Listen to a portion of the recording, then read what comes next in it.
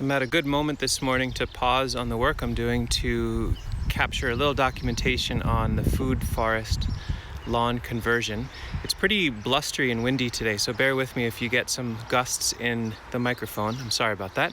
But what I thought I would do is document we've got this massive lump of soil. I'll explain where that came from, seeding that out, mulching it, and some observations about cover cropping during a pretty darn dry moment, so stick around. Our neighbor had 2 hours last night to put in towards some more digging and really just went for it. This is now about 9 feet deep in the middle, 8.5 feet deep. A lot more work to be done around the details. It's very steep. This side is getting close to being done. We're gonna have to do some terracing with some handwork, some shovel work. But the pond will continue to be dug upward, so he's doing a lot of the driving back and forth over the area that will be excavated. So with the backhoe it's slow, but pretty amazing how much material he's been able to pull out. He definitely dug deeper into whatever that water-bearing sand layer was, because this has gone up about a foot in the last 10 hours. I'm going to start tracking it, but that rock, the bottom of that rock had about 2 inches of water this morning below it, and it's already getting wet. It's pretty amazing to see this. I'm excited to hopefully see this fill from the bottom up. Knowing that he was going to come in and dig last night, we tried to make it a priority to pull as much water out as possible, because otherwise the water is just going to it's not wasted, it gets dumped into the landscape, but it would be better for it to go to crops. So a lot of bucket work when this water level was high, getting all the squash irrigated, a bunch of tomatoes down through here, really giving a little TLC to the hazelnuts and the autumn olives, basically just watering what's in this area.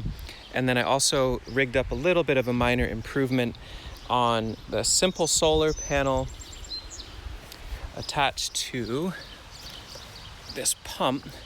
I'll put a link in the description. I think this was about $23, and it lifts 3 meters or 9 feet, I believe that is. So it's not really like a powerhouse pump, but it draws very, very little wattage. And what I did was rig up this piece of pine so it floats, and this sits on the water. You can see with the intake just about 2 inches below the water surface, which is nice because it keeps it from pulling in muck and all that. It follows the water line, and I just simply turn it on by clipping that lead onto there, and these stay out of the water. So that's kind of fun. So certainly way more to do here, way more detail work. We'll document that as we go, but it should be a pretty large pond. We're going to work on ecosystem service and terracing on the upside, have some really big areas that are barely underwater most of the year, so we can do all sorts of production in there. And we're thinking about getting a couple massive stones that can sit when this is done just out of the water to bake in the sun all day, so we can lay on them and have like a sauna effect and then dive into this ice cold water. So there might be some therapy beyond just the beauty of being next to water. There's so much material coming out as we go. It's kind of a raw scene, but we'll get that all dialed in later. That we came up with a decision to make these massive hugel beds. So there's some logs buried in there, not as many as we could have done. Would have been nice to plan in advance and actually sketch these out with like whole trees chopped up. And I recognize this is kind of lean subsoil. There's a lot of clay, there's that sand layer in there. It's not very high organic matter, but he brought this out last night and dumped it. We're gonna maybe continue on this way and then figure out walkways later on. Probably we'll make another whole bed here that's not as high. We just kind of were compressing it into this spot. So we may have to reassess this, but recognizing that it's bare soil. If it sits in the sun, it's just going to absolutely bake and turn into gross sadness. I'm starting to seed this out. But I wanted to check another area first. When I was doing the shovel work after the first round of digging this little hole, this massive crater, depends on your context and experience, I was putting a lot of rocks and soil around these willows. And when I was done, I seeded it out to a mix of kale and lettuce from just old seed that I had saved. And we've been through this extremely dry and hot period. I'm guessing if you're in the Northeast, you know what we're talking about.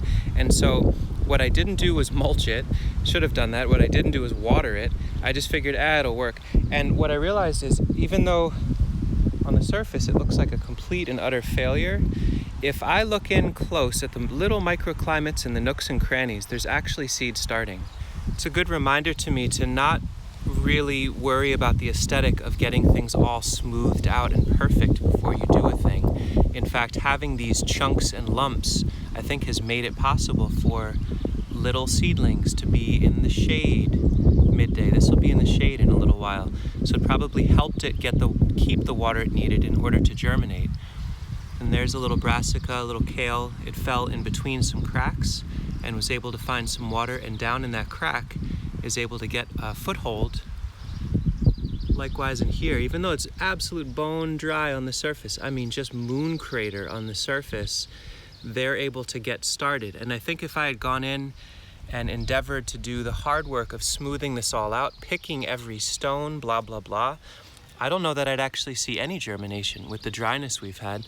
But luckily I didn't. You can call it lazy, call it informed. I'll call it some mix between the two. But the cover crop is starting. And so once they start to leaf out and then we finally get some rain, that'll make the microclimate for the other seeds that haven't woken up. It'll give them a chance to go. But I'm taking that lead, not smoothing this out, and putting in a mix of really fast brassicas, some slower carrot seed, and some beans to add some nutrient. And I will absolutely mulch this just to take the pressure off.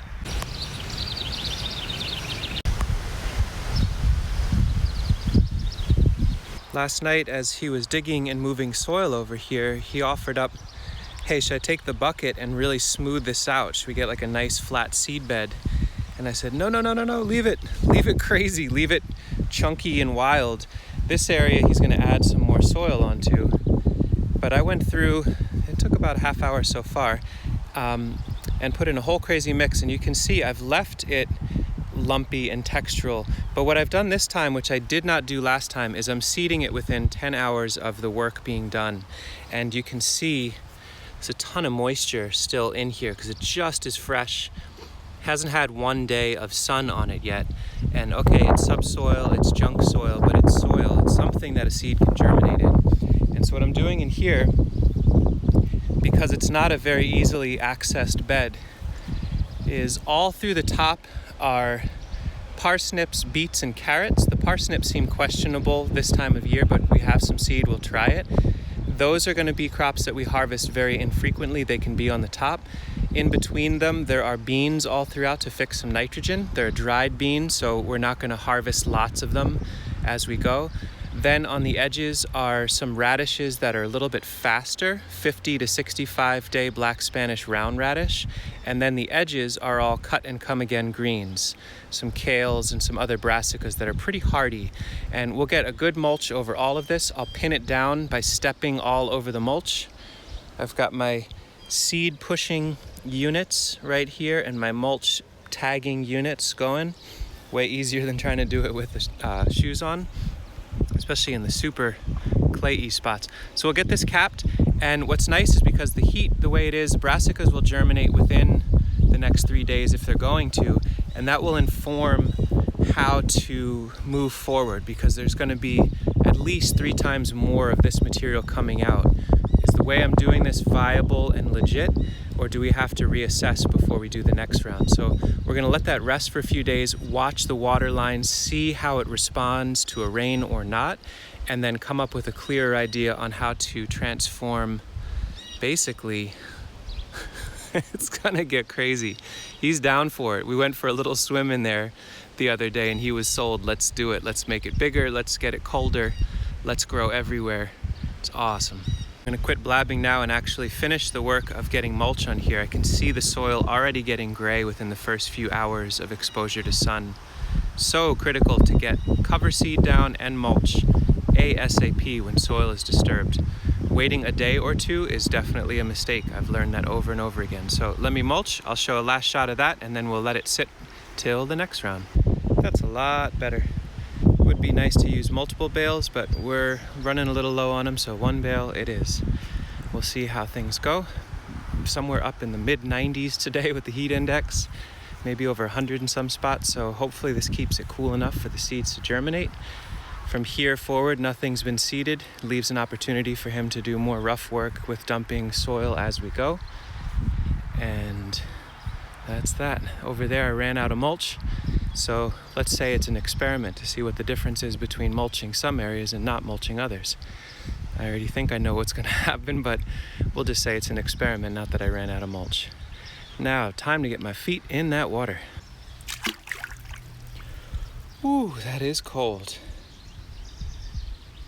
Thanks, Earth, for having water in you. My gosh. We promise to try to do the right thing with every drop of this if we can.